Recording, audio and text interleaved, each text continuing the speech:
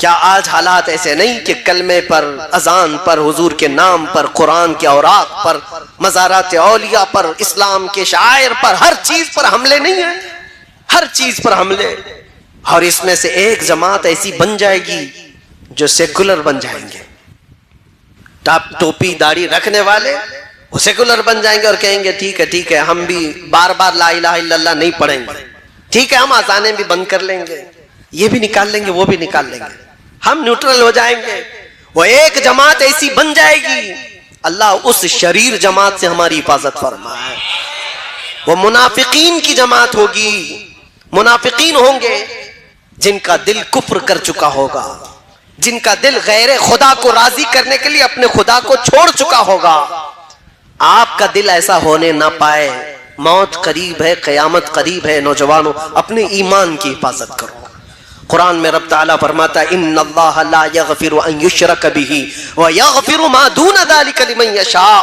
अल्लाह फरमाता है उसके साथ किसी ने किसी को शरीक किया, शिर्क किया, तो अल्लाह उसको कभी माफ नहीं करेगा। और उसके अलावा जो भी गुनाह किया है अल्लाह सब माफ करेगा। जो भी गुनाह हुआ है अल्लाह सब माफ करेगा। यहां तक के जिन्होंने हजरत अमीर हमजा को कत्ल किया, वहशी, उनके मुतालिक ये आयत आई थी। वाए बारगाह रिसालत मुआब सल्लल्लाहु अलैहि वसल्लम में कहने लगे मुझे अमान दे दीजिए। हुजूर के चचा को जिसने कत्ल किया है नेज़े से मारकर जंगे उहद में, फिर वो हुजूर की बारगाह में आए, कहा मुझे अमान दे दीजिए। नबी करीम सल्लल्लाहु अलैहि वसल्लम वो तो अजवदुन नास है, सखावत के बादशाह हैं। दिल खोल कर हुजूर ने फरमाया जा तुझे माफ कर दिया और अमान दे दिया। उन्होंने फिर ये सवाल किया कि क्या मेरे गुनाह माफ हो जाएंगे? तब अल्लाह ताला ने फरमाया शिर्क के अलावा जो कुछ भी किया है अल्लाह माफ करेगा। शिर्क के अलावा जो भी होगा अल्लाह माफ करेगा, लेकिन शिर्क को अल्लाह माफ नहीं करता। शिर्क है क्या चीज जो आज धीरे धीरे तुम्हारे महफिलों में लाई जा रही है, आज धीरे धीरे तुम्हारे मुआशरे में, सोसाइटी में लाई जा रही है। शिर्क ये है कि अल्लाह के अलावा किसी दूसरे को भी खुदा समझ लो या उसको भी कोई मकाम दे दो। रज़्ज़ाक़ कौन है तुम्हारा? कौन है रज़्ज़ाक़? क्या किसी और के बारे में भी यकीन रखते हो? रिस्क कोई और भी देता है। किसी जगह सर झुकाने से रिस्क मिल जाएगा, किसी जगह तेल चढ़ाने से रिस्क मिल जाएगा। अल्लाह रज़्ज़ाक़ हकीकी है, वही रिस्क देगा। बीमारी वही देता है, शिफा भी वही देता है। इस बात पर जब तुम्हारा यकीन हो, जम जाओ, तो फिर दुनिया तुम्हें नहीं बहका पाएगी। एक साहब आए, काफी साल पहले की बात है, कहा पेट का बहुत दर्द होता था, बहुत दर्द होता था। इलाज कराता रहा। एक साधु मिले, उन्होंने इलाज कर दिया। मैंने कहा कैसे? कहा गाय का मूत्र पिला के। माज़अल्लाह रब्बिल आलमीन, उससे सही कर दिया। मैंने कहा नादान, तुझे पता नहीं ये हराम चीज में शिफा कैसे हो सकती? ला शिफा अफिल हराम, हराम में शिफा नहीं है। कहा हो गया। एक बात याद रखो, शैतान तुम्हारे दर्द को छुपा सकता है, मिटा नहीं सकता। तुम्हारे दर्द के ऊपर पर्दा डाल सकता है, लेकिन जड़ से खत्म नहीं कर सकता। वो बीमारी अंदर होगी, ये तुम्हें धोखा देने के लिए किया गया है कि बीमारी खत्म हुई। हकीकत में हर बीमारी से शिफा सिर्फ अल्लाह की जात अता करती है। डॉक्टर भी जरिया होता है, डॉक्टर भी और दवाई भी जरिया होती है। बाज लोग हमसे कहते हैं कि काफी साल पहले यही सेम जुमलों पर एक मॉडर्न आदमी ने मैसेज करके कहा था कि मौलाना आप कहते हैं अल्लाह शिफा देता है, अल्लाह शिफा देता है, कहाँ है? बीमार होते हो तो हॉस्पिटल जाते हो। मैंने उनसे पूछा अच्छा तुम्हारे हिसाब से कौन शिफा देता है? कहा डॉक्टर। उसने कहा डॉक्टर।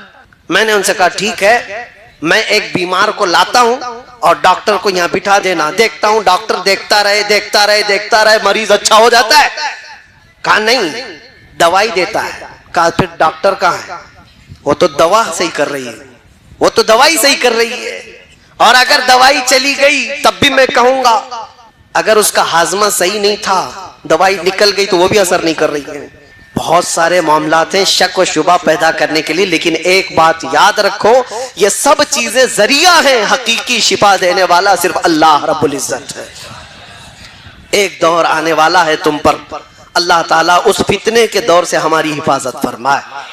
आज तो छोटे मोटे दज्जाल आए हुए हैं, सिर्फ चिट्ठी निकाल के बताते हैं तो लोग चमत्कार समझते हैं। हाँ? समझते हैं कि ये चमत्कारी बाबा है, क्या क्या दिखाते हैं। अरे दूर से आया है अभी, और वो क्या मन में लेकर के आया है, बाबा पहले से लिखा हुआ है, बता रहा है कि हम तुम्हारा ये सब चीजें बता देते हैं। और इसको सोच रहे चमत्कारी है, कैसे भांप लेता है, माइंड रीडिंग कैसे हो जाती है, कैसे पहले से पता चलता है। मियां सुनो, ये छोटा दज्जाल है।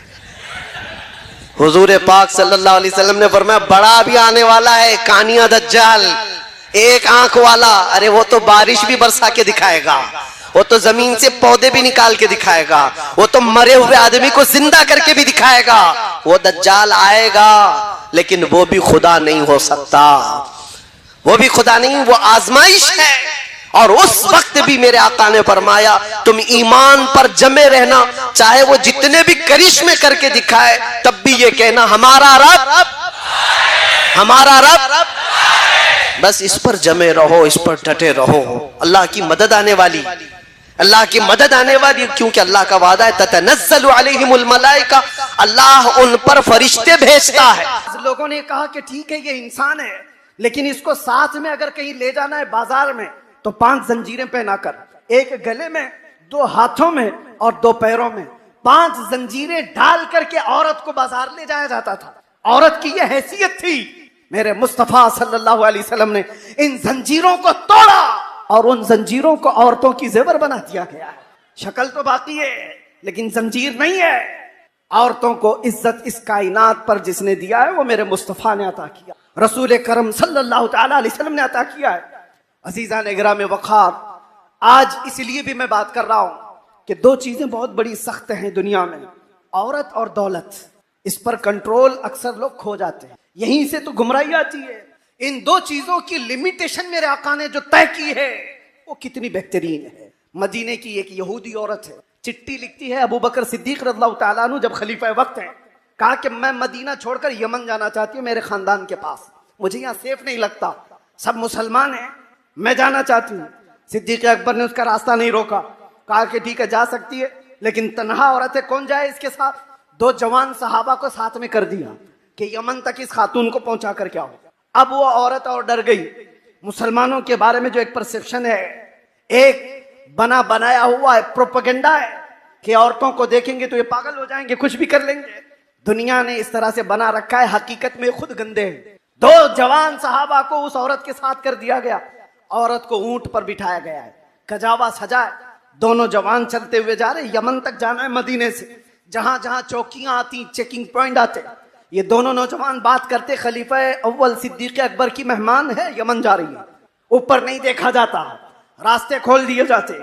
कई दिन की मसाफत के बाद जब यमन पहुंचते हैं तो वो खातून कहती है कई दिन का सफर कर लिया मदीने से यमन तक।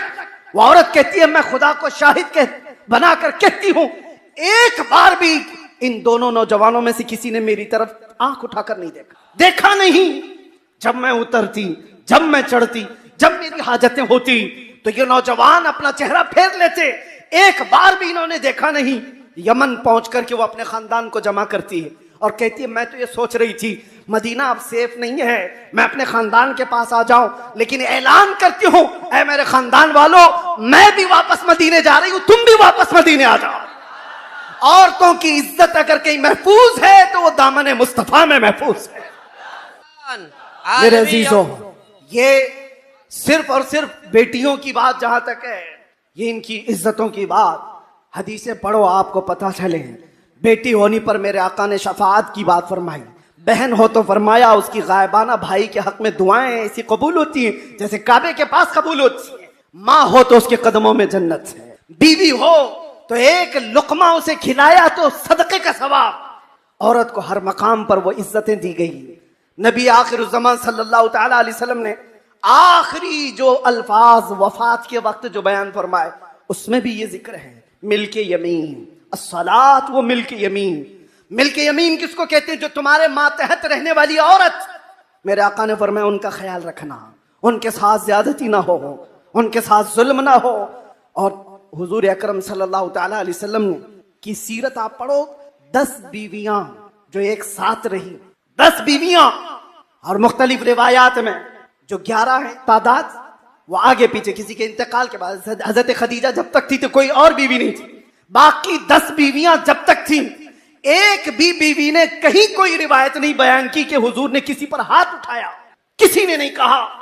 हुजूर पाक सल्लल्लाहु तआला अलैहि वसल्लम ने सख्त मिजाज के साथ उनको तकलीफ दी हो, कभी नहीं। रसूल करीम सल्लल्लाहु तआला अलैहि वसल्लम 10 बीवियों के साथ जो माशरती जिंदगी गुजार करके दिखाए हो, यहां तो 2 बीवियां रख नहीं पाता कोई।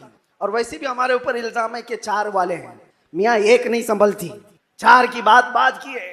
लेकिन रहमत आलम सल्लल्लाहु तआला अलैहि वसल्लम ने औरतों जैसी फितरत और सिफत जिसके अंदर है, अरे सब औरतों के अंदर एक नस्वानी सिफत सबके अंदर होती है।